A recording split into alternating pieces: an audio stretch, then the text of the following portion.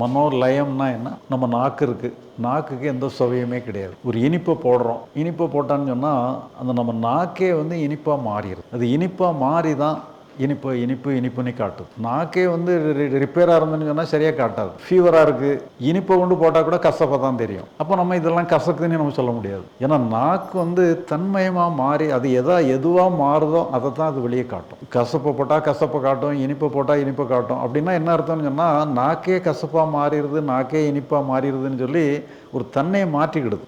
ஒரு ருசியுமே இல்லாத ஒன்று ஒரு ருசியோட மாறிக்கிடுது. இப்போ நாக்கினுடைய பல பரிமாணங்களில் ஒன்று தான் ருசிங்கிறது. மரத்தை பார்க்குறோம், இந்த மரத்தை பார்த்து இது மரம்னுட்டு நம்ம புரியணும்னா என்ன ஆகுதுன்னு சொன்னால் நம்ம மனசே வந்து அந்த மரமாக மாறி தான் இது மரம்னுட்டு நம்ம புரிஞ்சுக்கணும். அதே மாதிரி நம்ம நண்பரை பார்க்குறோம், இது நண்பர்னு சொல்லி புரிஞ்சு நம்ம மனசே வந்து நண்பராக வடிவெடுத்து தான் நம்ம நண்பர்னிட்டு ஐடென்டிஃபை பண்ணுறோம். அப்போ நம்ம எதை ஐடென்டிஃபை பண்ணி எதை புரியணும்னாலும் நம்ம மனசே வந்து அதுவாக மாறணும். நம்ம நண்பராக மாறணும், மரமாக மாறணும், ஒரு மிருகமாக மாறணும். நம்ம மனசே அப்படி வடிவெடுத்து தான் அப்படி வடிவெடுக்கிறது மூலமாக தான் எதையும் நம்ம புரிஞ்சுக்கிடுறோம். இப்படி வடிவெடுக்கிறதுக்கு பேர் மனோலயம்னு சொல்கிறது.